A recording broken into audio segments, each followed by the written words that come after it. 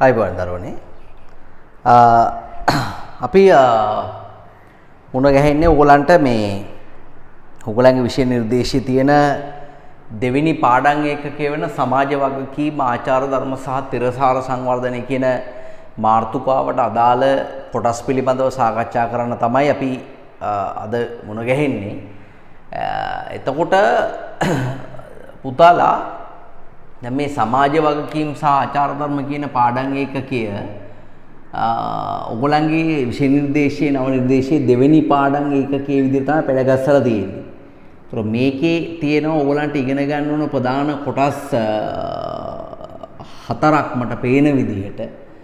එකක් තමයි සමාජ වගකීම් කියන මාතෘකාව, ඒ වගේම ආචාර ධර්ම කියන මාතෘකාව, ඒ වගේම පරිසර සංරක්ෂණය කියන කොටස මේක සිලබස් එකේ වෙනම වෙන් කරලා නැහැ. නමුත් මේක පාඩමේ අපිට වෙන් කර ගන්න පුළුවන්. ඒ වගේම තිරසාර සංවර්ධනය කියන මාතෘකාව. මේක වෙනම විශේෂයෙන් වෙන් කරලා අපිට සාකච්ඡා කරන්න පුළුවන් කියලා. තිරසාර සංවර්ධනයේ 2019 A-level වල ඉඳලා වෙනස් වෙච්ච සිලබස් එකට අලුතෙන් කවවෙච්ච කොටස. ඒතර ඒක තාම පොඩ්ඩක් ට්‍රැඩිෂනල් ගතියෙන් තියෙනවා. ඒ කියන්නේ හැමදාම අහන ප්‍රශ්න ටික තමයි අහන්නේ. නමුත් ඉස්සරහට තව වෙනස් වෙන්න පුළුවන්. ඒ නිසා ටිකක් ඇඩ්වාන්ස් විදිහට ඒක කරන එක අනිවාර්යෙන් වටිනවා. දැන් සමාජ වගකීම කියන කාරණේද ඉස්සෙල්ලා අපි මේකෙදී අපි සාකච්ඡා කරන්නේ සමාජ වගකීම කියන මාතෘකාව පිළිබඳව තමයි ඉස්සෙල්ලාම අපි සාකච්ඡා කරන්නේ. මේ සමාජ වගකීම කියන කාරණේ දැන් සමාජය කියලා කියන්නේ මෙන්න මේ එකකේ නම් මේක සමන්විත වෙලා මේ සමාජය කියන එක සමන්විත වෙනවා විවිධ පුද්ගලයන් සහ ආයතන වලින්. සමාජය කියන එක සමන්විත වෙලා තියෙන විවිධ පුද්ගලයන්ගෙන් සහ ආයතන වලින්. එතකොට දැන් මේ ඔක්කොම එකතු වුනහම තමයි සමාජය කියන යුනිට් එක හැදෙන්නේ. සමාජය කියන එක කවුරු හරි හදලා අපි ගිහිල්ලා ඒකට ඇතුල් වෙනව නෙමෙයි. සමාජය කියන යුනිට් එක හදාගන්නේ මේ ලෝකේ ඉන්න මිනිස්සු සහ සංවිධාන එකතු වෙලා. ඒගොල්ලන්ගේ එකතුව තමයි මේ සමාජය කියලා කියන්නේ. එතකොට ඒගොල්ලෝ විසින් නිර්මාණය කරගත්තා වූ මේ සමාජය ඒගොල්ලෝ විසින්ම සමහරවිට විනාශ කරන වෙලාවල් තියෙනවා. එක්කෝ මිනිස්සුන්ට පරිභෝජනය කරන්න සුසු නැති නිෂ්පාදන හදනවා. එහෙම නැත්නම් ඒගොල්ලෝ කරන්නේ මිනිස්සු නිර්මාණය කරගෙන තියෙන අගනාකම් විශ්වාස වගේ දේවල් වලින් සමන්විත සංස්කෘතියක් තියෙනවානේ. ඒ සංස්කෘතියට ආගම් ඇදිහිලට නොගැලපෙන දේවල් කරනවා. එතකොට එහෙම කළාම සමාජය මේ තියෙන සමාජ පද්ධතිය විනාශ කරන්නා වූ වෙනම කොටසක් බිහි වෙනවා. එක්කෝ ඒගොල්ලෝ ත්‍ස්තවාදීන් වෙනවා. නැත්තම් මූලධර්මවාදීන් වෙනවා. නැත්තම් විවිධ දේශපාලන මත දරන්නන් වෙනවා. නැත්තම් ස්වභාවික පරිසරෙත් වැඩි ආදරය කරන්නේ නැති පාර්ශව වෙන්න පුළුවන්. ඒ වගේ විවිධ කණ්ඩායම් බිහි වෙන්න පටන් ගන්නවා. අන්න ඒවේ ප්‍රතිඵලයක් විදිහට තමයි මේ සමාජය කියන එක බිඳ වැටෙන්නේ. එතකොට සමාජය කියන එක රැකගන්න කිසියම් ව්‍යාපාරිකයෙක්ට නැත්නම් කිසියම් පුද්ගලයෙක්ට කිසියම් සංවිධානයකට යම්කිසි රටකට නැත්නම් අපි කියනවා සමාජය තුළ ජීවත් වෙන යම්කිසි පාර්ශවකරුවෙක්ට සමාජය රැකගන්න තියෙන වගකීම තමයි සමාජ වගකීම කියලා කියන්නේ. ඒක හරියට සිගරට් විකුණන කම්පැනි එකක් තමන්ගේ පාරිභෝගිකයන් රැක ගන්න දරන උත්සාහය වගේ. සාමාන්‍යයෙන් නිරෝගී මිනිහෙක්ට සිගරට් අවුරුදු 20ක් විතර එක දිගට බොන්න පුළුවන්. සාමාන්‍යයෙන් දවසකට සිගරට් 5ක් විතර වගේ බිව්වොත් සිගරට් 20ක් නිරෝගී මිනිහෙක්ට බොන්න පුළුවන් අවුරුදු 20ක්වත් අඩු ගානේ. ඒ කියන්නේ සිගරට් කම්පැනියක් කැල්කියුලේට් කරන විදිහට. එතකොට මේ කස්ටමර් අවුරුදු 20ක කස්ටමර් කෙනෙක් පොඩි ලාභයක්ද මේ කස්ටමර් කම්පැනි එකට ගේන්නේ. ඒතකොට කම්පැනි එක බලනවා පුළුවන් තරම් මේ ප්‍රොඩක්ට් එක පියුරිෆයි කරලා දෙන්න. හොඳටම දෙන්න බලනවා. මොකද අවුරුදු 20න් මැරෙන මිනිස්සු අවුරුදු 10න් මැරුණොත් එහෙම කම්පැනියට මෙයාගෙන් ගන්න පුළුවන් අවුරුදු 10ක ආදායම කෙනෙක් නැති වෙන්නේ. ඒ නිසා කම්පැනි එක බලනවා මේ කස්ටමර් පුළුවන් විදිහට පරිස්සම් කරගන්න. මොකද මේ කස්ටමර්ගේ ජීවිතෙත් එක්ක යන ගමනක් මේ. තේරෙනවද මං කියන දේ? ඒක හරියට නිකන් බල්ලෙක්ගේ ඇඟේ මැක්කෝ ඉන්නවා. ඒ මැක්කන්ට ඕනනම් එක දවසකදී සෙට් වෙලා. හරි මැක්කෝ අපි තව මැක්කෝ 100ක් විතර ඉන්නවා කියලා ඉවෙලා. මැක්කෝ රැසීමක් තියලා බල්ලගේ පිටේම රැසීමක් තියලා මැක්කෝ කියනවා අපි අපේ බලය පෙන්වන්න ඕන. මේ බල්ලට ඕක හිටපු ගමන් කසනවා විකනවා. ඒක නිසා මේ අපි කට්ටිය එකට සෙට් වෙලා එකම වෙලාවක එකම දවසක එකම වෙලාවක මුව තැන් තැන් වල ඉඳලා තැන් 100ක ස්ථානගත වෙලා මුව කමු කියලා. බල්ලගේ ඇඟේ තැන් 100ක ස්ථානගත වෙලා එකම දවසක එකම වෙලාවක කන්න ගත්තොත් බල්ලට හිතා ගන්න බෑ කොහේ විකන්නද කොහේ හපන්නද කොහේ කසන්නද කියලා. බල්ලා සමහරලාට ළමයි දුවලා කොහේ හරි හැප්පිලා මැරෙන්නත් පුළුවන් ඌට දරා ගන්න බැරුව. නෑ අනිවාර්යෙන් ඌට උණ හැදිලා ඌව මැරෙනවා. බල්ලා මැරුණට පස්සේ මැක්කෝ තමන්ගේ ජයග්‍රහණය සමරනවා. හරි? අපි වගේ පොඩි සත්තු ටිකක් එකතු වෙලා බල්ලා වගේ ලොකු සතෙක් මිනිස්සුත් බයයි බල්ලට. ලොකු සතෙක් මරාගත්ත අපි පොඩි පහේ බලයක් නෙමෙයි අපිට තියෙන්නේ. දැන් අපේ සත්න කළා හරිම මහන්සි. දැන් අපි එන මොනවා හරි කමු කියලා ඌ බලනවා බල්ලාගේ ලේ උරා බොන්න. වැඩේ තියෙන්නේ මැරිච්ච බල්ලෙක්ගෙන් ලේ උරා බොන්න අමාරුයි ඉතින්. මොකද ලේ ගමනාගමනයක් නැහැ. එතනින් එහාට ලයිෆ් එකක් නැහැ. නේ? ඒ කියන්නේ මේ මැක්කන්ට ඒ බල්ලගේ ජීවත් වෙන්න බෑ. ඒ එතුවක් මෙතුවක් කල් උන්ට ජීවේ දුන්න සතාට තමයි උන් එහෙම කරලා තියෙන්නේ. ඉතින් මේ සමාජයේ තියෙන ලේ ටික උරාගෙන බොන මැක්කෝ ඕන තරම් මේ සමාජයේ ඉන්නවා.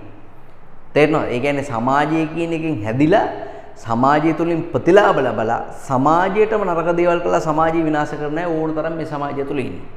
ඒ කියන්නේ සමාජය ආරක්ෂා කරගෙන තමයි කටයුතු කරන්නේ. මොකද අපට පෙරලා ප්‍රතිලාභ ලබා දෙන්නේ සමාජයේ විසින් නිසා. අනේ සංකල්පය තමයි දරුවනේ සමාජ වගකීම කියලා කියන්නේ. ඔයාලට තේරෙනවද මම කියන දේ? ඒක තමයි සමාජ වගකීම කියලා කියන්නේ. සමාජය රැකගන්න තියෙන බැඳියා. දැන් මේ සමාජ වගකීම් කියන සංකල්පය විවිධ පාර්ශව විසින් නිර්වචනය කරලා තියෙනවා. හරි? මේ සමාජ වගකීම් කියන සංකල්පය විවිධ පාර්ශව විසින් නිර්වචනය කරලා තියෙනවා. දැන් උදාහරණයක් විදිහට ගත්තාම විවිධ රටවල් විසින් මේක නිර්වචනය කරලා තියෙනවා. විවිධ සංවිධාන වලින් මේව නිර්වචනය කරලා තියෙනවා. විවිධ පුද්ගලයන් විසින් මේවා නිර්වචනය කරලා තියෙනවා. දැන් සාමාන්‍යයෙන් පිළිගැනීම තියෙන්නේ 1970 දශකයේදී ඇමරිකා එක්සත් ජනපදයේදී තමයි මේ සමාජ වගකීම් සංකල්පේ පටන් ගත්තේ කියලා. ඊට පස්සේ මේවා සාර්ථකත්වයේ දැකපු එක්සත් ජාතීන්ගේ සංවිධානයේ ලෝකයේ අනිත් රටවලටත් නිර්දේශ කළා සමාජ වගකීමක් සහිතව වැඩ කරන්න පුළුවන් නම් හොඳයි කියලා. දැන් මේ කාලේ අපි මේ ඉන්න මේ නව සහස්ත්‍රිකයට අපි කියනවා ළමයි ආචාර ධර්ම වාදයක් මේ කාලෙදි තියෙන ආචාර ධර්ම වාදයක්. ආචාර ධර්ම වාදයේ කියන එකකින් අදහස් වෙන්නේ මොකද්ද? ආචාර ධර්ම වාදයේ කියන එකකින් අදහස් වෙන්නේ දරුවනේ ආචාර ධර්මානුකූලව කටයුතු කිරීම තමයි ආචාර ධර්ම. ඒ කියන්නේ පුළුවන් තරම් හැම ආයතනයක්ම හැම සංවිධානයක්ම හැම රටක්ම ආචාර ධර්ම වලට අනුකූලව කටයුතු කරන්න සූදානම් වෙනවා. හරි? ආචාර ධර්ම වලට අනුකූලව කටයුතු කරන්න සූදානම් වෙනවා. එන්නේ ඒක තමයි අපි ආචාර ධර්ම වාදයක් කියලා කියන්නේ. ඒ වර්තමානයේදී ගෝලීයකරණය වගේ දේවල් එක්ක මේ රටවල් වල තිබ්බ හොඳ වගේම නරකත් අනිත් රටවල් වලට පැතුරුණා. ඉතින් ආචාර ධර්ම අනුගමනය කරනවා කියලා කියන්නේ හොඳ ස්ට්‍රැටජි එකක්. කියන්නේ හොඳ උපාය මාර්ගයක්. සමාජ වගකීම් අනුගමනය කරනවා කියලා කියන්නේ හොඳ උපාය මාර්ගයක්. සමාජයට දෙයක් කරනවා කියලා කියන්නේ හොඳ උපාය මාර්ගයක්.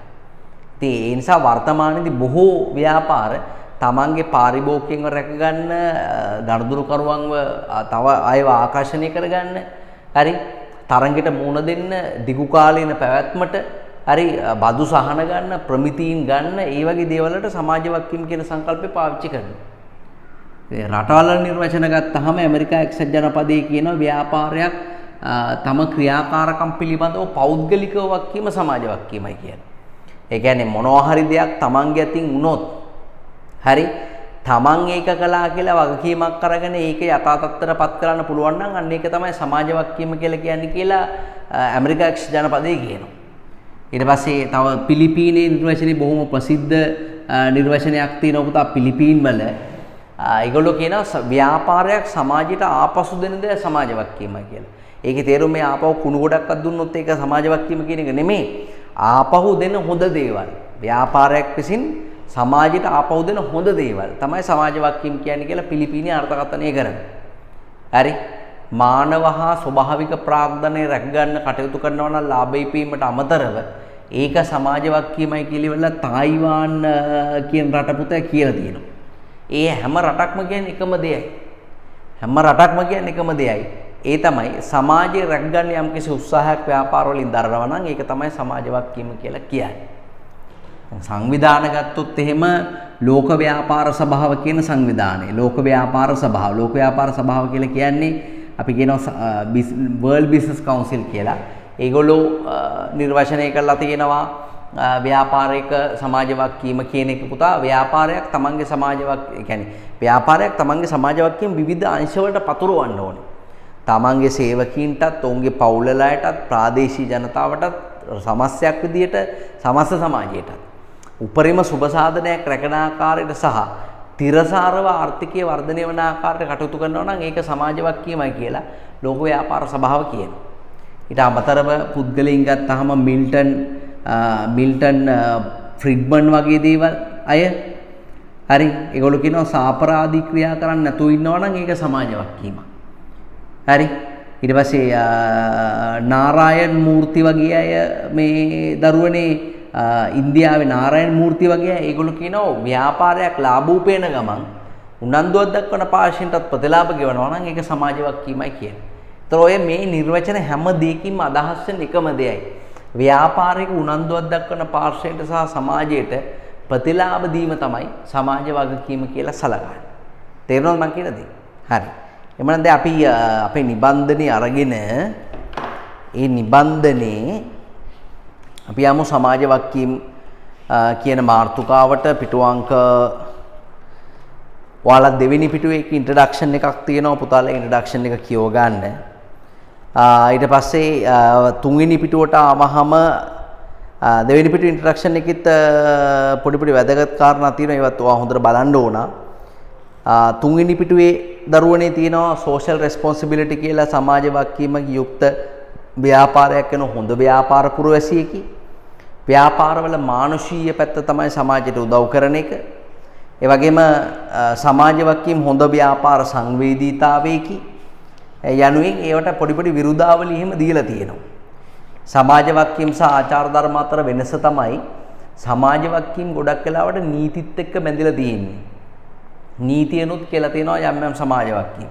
අනිත් එක සමාජ වගකීම් වලදී දරුවනේ මේ කාරණා තුනක් පිළිබඳව තමයි සැලකිල්ලට ගන්නෙ. සමාජ වගකීම් වලදී මොනවද ඒ කාරණා තුන? සමාජ වගකීම් ඉටු කරන ව්‍යාපාරයක් ප්‍රධාන අංශ තුනක් කෙරෙහි අවධානය යොමු කරන්න ඕන. මොකක්ද ඒ අංශ තුන? මොකක්ද ඒ අංශ තුන? ඒ තමයි තමන්ගේ ව්‍යාපාරය පිළිබඳව අවධානය යොමු කරන්න ඕනේ. ව්‍යාපාරයට අනිවාර්යෙන් ලාභ තියෙන්න ඕනේ.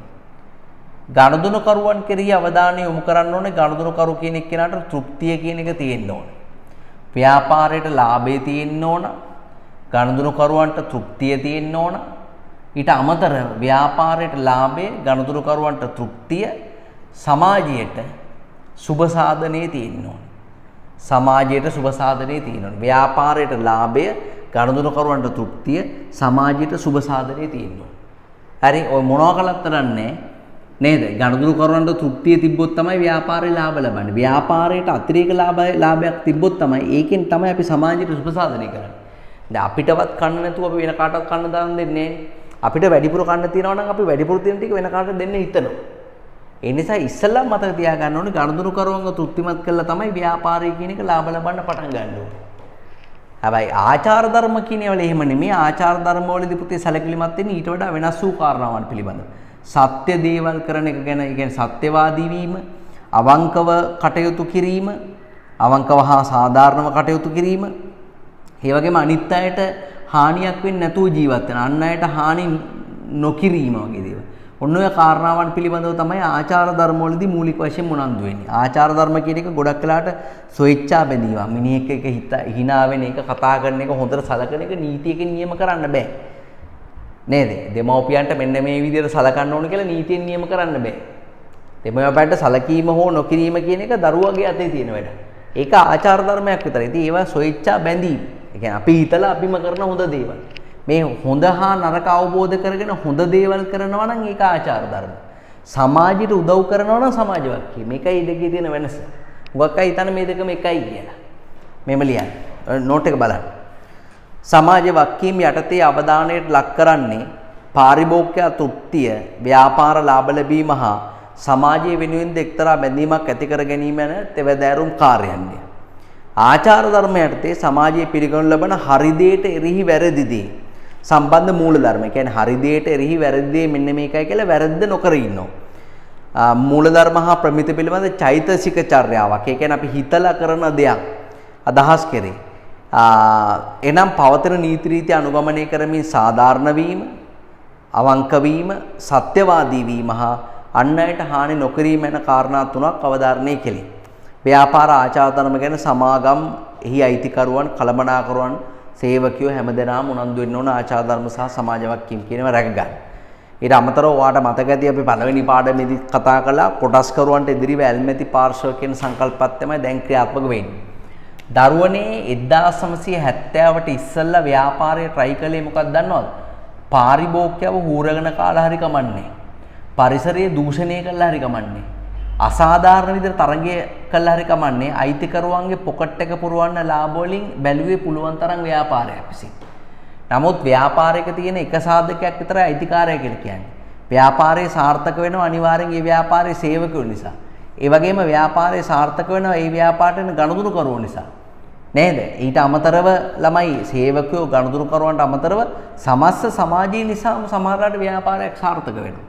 ඒ නිසා ව්‍යාපාරයක් තමන්ගේ උපේන ලාභණි යම්කිසි කොටසක් අනිවාර්යෙන්ම උනන්දුවක් දක්වන පාර්ශවය වෙත වෙන් කරන්න ඕනේ. උපේන ලාභෙන් කොටසක්. ඒගොල්ලන් කියන්නේ ලාභ උපයන්නේ මේගොල්ලන්ගේ ක්‍රියාකාරකම් නිසා. ඒ නිසා මේගොල්ලන්ටත් යම්කිසි ප්‍රතිශතයක් ලාභයෙන් වෙන් කරන්න ඕනේ. ඒ නිසා ලාභ බෙදනකොට මතක තියාගන්න ඉස්සර අයිතිකාරයට කලින්ම ලාභ බෙදුවට දැන් එහෙම නෙමේ ලැබෙන ලාභයෙන් ඉහළම ප්‍රතිලාභ මේ විවිධ පාර්ශ්වයන්ට ලබා දීලා ඉතුරුනොත් විතරයි අයිතිකාරයට ලාභ දෙන්නේ. ඒක නිසා මේ දැන් වර්තමානයේ තියෙන ළමයි අයිතිකරුවන්ට එරෙහිව ඇල්මැති පාර්ශ්වකයන් සංකල්පය තමයි ව්‍යාපාරවල තියෙන්නේ. නැවලියා. ව්‍යාපාරයක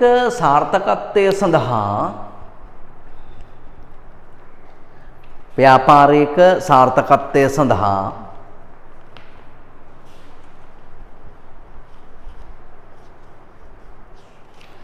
එහි හිමිකරුවන්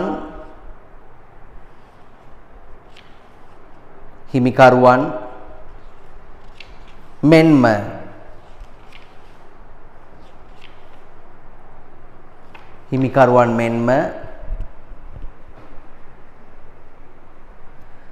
සේවකයින්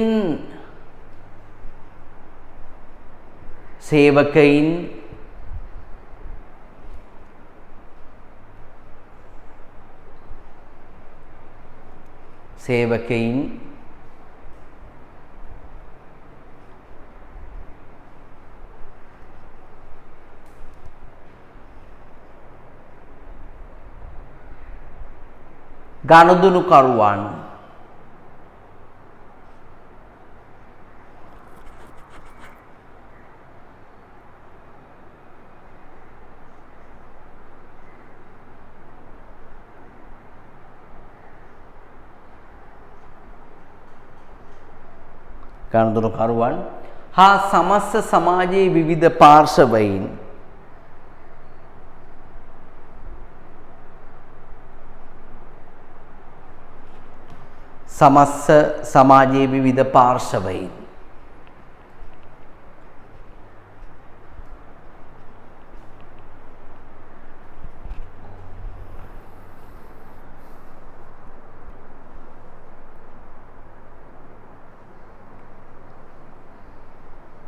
දායක වේ. පාර්ශවයින් දායක වේ.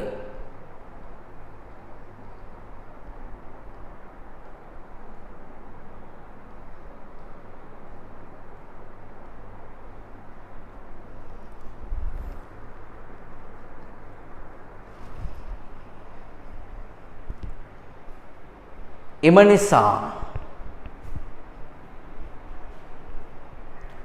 නිසා ව්‍යාපාරයේ උපයන ලාභයෙන්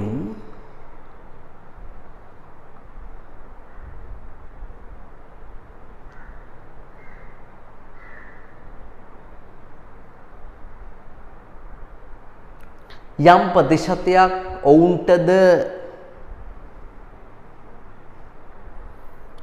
හිමිවිය යුතුයි යන සංකල්පය වර්තමානයේදී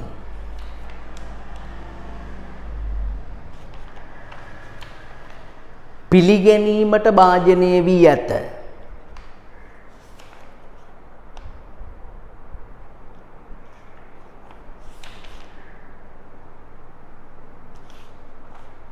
වර්තමානයේදී පිළිගැනීමට භාජනය වී ඇත.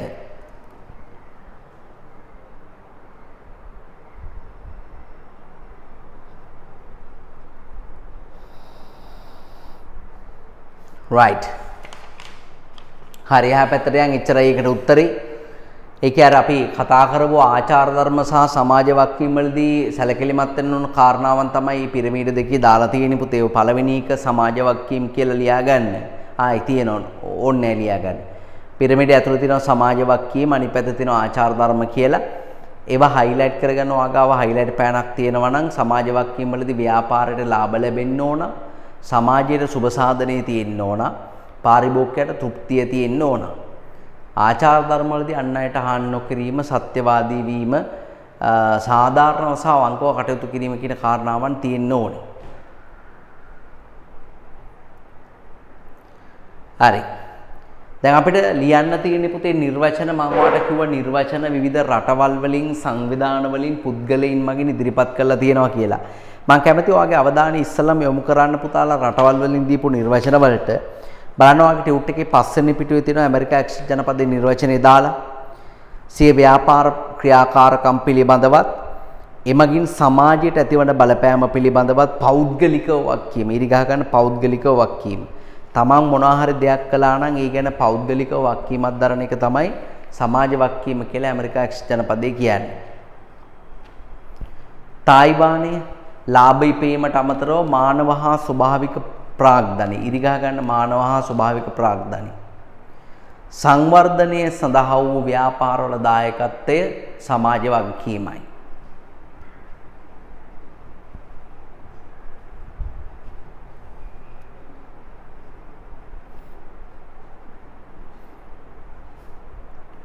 සමාජ වගකීමයි.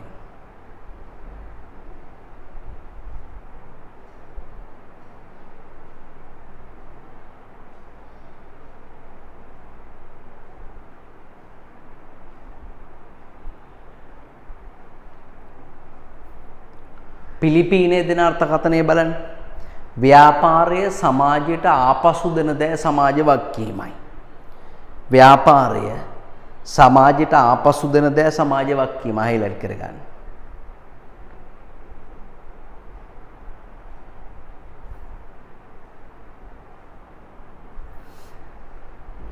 හරිද? බ්‍රසීලිය අර්ථකථනය නම් ටිකක් දිග වැඩි. නමුත් ඔයගොල්ලන්ට සිලබස් එකෙත් ඒක දාලා නැහැ බ්‍රසීලිය අර්ථකථනය කියන එක. ඔයගොල්ලන් පිලිපීනයේ අර්ථකථනයයි ඇමරිකා අර්ථකථනය තමයි ඔයගොල්ලන්ගේ සිලබස් එකේ දීලා තියෙන්නේ. මේ දෙක හොඳට බලාගෙන යන්න ඕනේ. ඊට පස්සේ ඔය මෙලන් බේකර්, මිල්ටන් ෆ්‍රිඩ්මන්, BSR ඒෂියා ඒව නිර්වචන සිලබස් එකේ කොහොමද දාලා නැහැ. නම් මම නිකන් දාලා තියෙනවා. ඒවත් ඔයගොල්ලෝ බලන්න. ඔයගොල්ලන්ට සමාජ වක්කීම් පිළිබඳ යම්කිසි අදහසක් අනිවාර්යෙන් ගන්න පුළුවන්. මොකද අපි සිලබස් එකේ දාලා තියෙන නිර්වචන විතරක් නෙමෙයි බලන්න ඕන. සමහර ඉස්කෝලේ ඇසයින්මන්ට් එකක් දෙනවා. ඒ නිර්වචන කරාම තවත් නිර්වචන තිබේද කියලා. අර නිකන් අර මේ 30 මේ රත්තුමන් ඇහුවා වගේ මේ අඹ ගහ හැර තවත් අඹ ගස් තිබේද කියලා. ඔය දීලා තියෙන නිර්වචන හැරෙන්න වෙන නිර්වචන ලියන්නේ කියලා. ඒතර ළමයි 17 කල්පනා කරනවා මොනවද ලියන්නේ කියලා. ඉන්ටර්නෙට් එකේ තියෙනවා ඉංග්‍රීසි මාධ්‍යයෙන් සිංහලට පරිවර්තනය කරගන්න තමයි පුතාලට බැරි. ඒක නිසා තමයි අවශ්‍ය වුණොත් කියලා උතන දාලා තියෙන්නේ. හරි අපි ලියමු පිටුවංක 4 තියෙනවා ළමයි නිර්වචනයක් ලියන්න අපිට World Business Council for Sustainable Development කියන එක. එතන වරහණ තුල සිංහල ලියන්න තිරසාර සංවර්ධනය පිළිබඳ ලෝක ව්‍යාපාර සභාව. තිරසාර සංවර්ධනය පිළිබඳ ලෝක ව්‍යාපාර සභාව වරහණ තුල ලියන්නේ. එතන පල්ලෙහා ඉඩ චුට්ටක් තියෙනවා. ඉඩ ටික මට ඕනේ ඌමනාවක් තියෙනවා ඒකට. ඒ නිසා ඉඩ නාස්ති කරන්න නැතුව තිරසාර සංවර්ධනය සඳහා ලෝක ව්‍යාපාර සභාව කියලා ලියන්නේ. තඩි සයිස් එකකින් ලියන්න නැතුව බොම් පොඩියට ලියන්නේ. තිරසාර සංවර්ධනය සඳහා වන ලෝක ව්‍යාපාර සභාව. right. හරි අපි දැන් දීමු නිර්වචන ලියමු එහෙනම් මෙහෙම ලියන්න නිර්වචනය. ව්‍යාපාරයක් විසින් තම සේවකීන්ටත්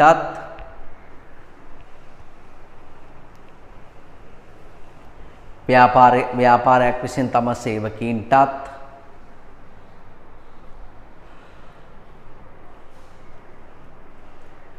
ඔවුන්ගේ පවුල්වල අයටත්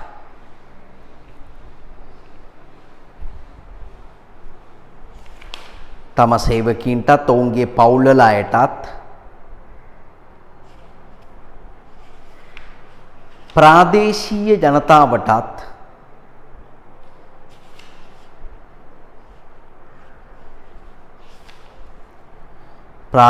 ජනතාවටත්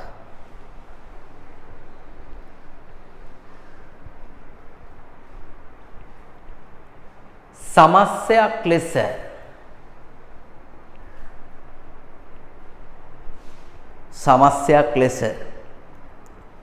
සමාජයේත්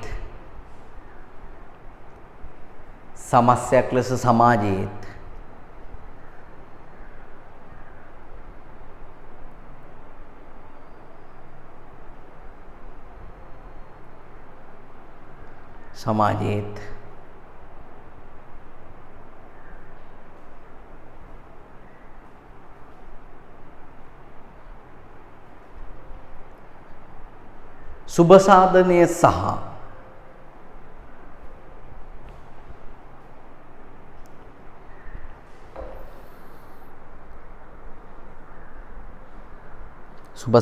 සහ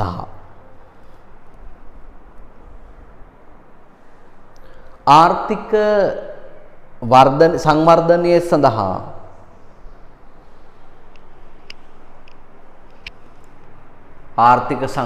සඳහා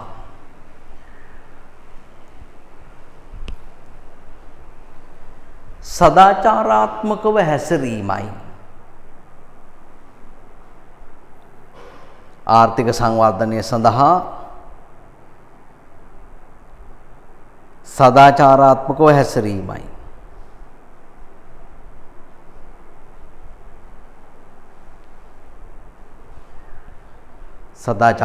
හැසිරීමයි.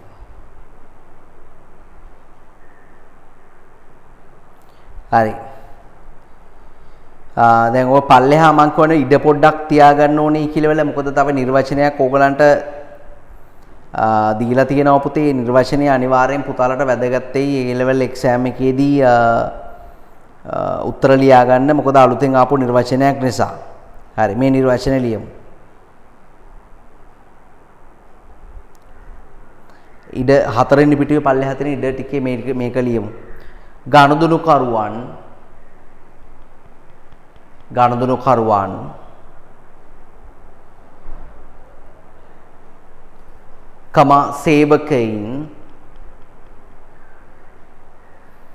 ගනුදෙනුකරුවන් සේවකයින්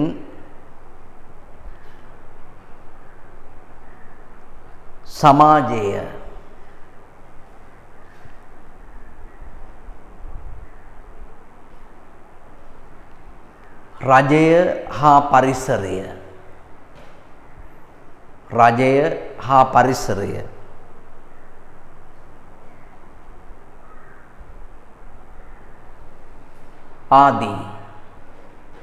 රජය හා පරිසරය ආදී සියලුම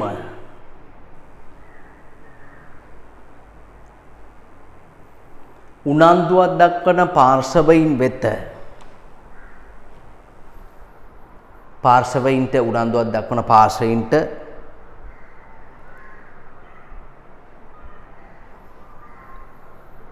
පාර්ශවයින්ට සාධාරණ ලෙස කටයුතු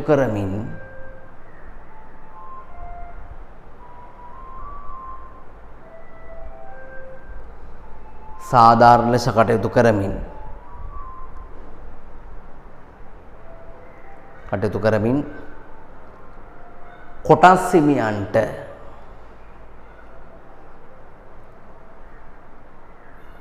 උපරිම අගයක් බිහි කර දීම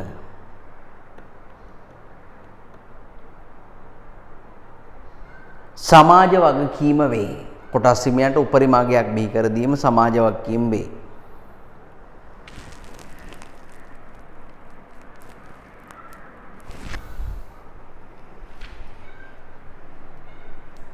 නිර්වචන ඉදිරිපත් කරපු එක්කෙනාගේ නම යටින් ලියන්න නාරායන් මූර්ති. ඉන්දියන් එක්කෙනෙක් කළමනාකරන විශේෂඥවරයෙක්. නාරායන්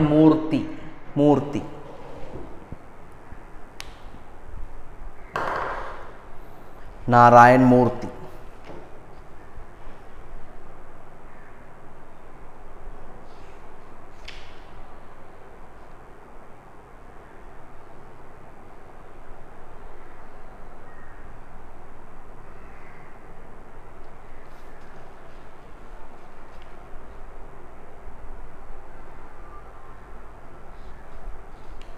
හරිද? right.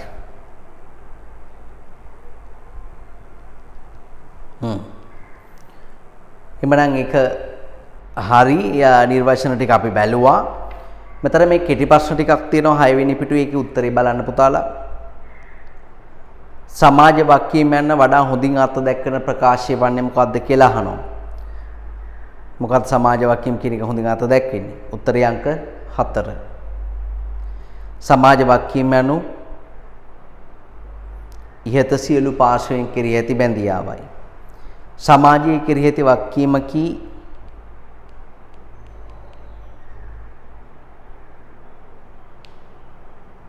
පරිසරය සුරකීම.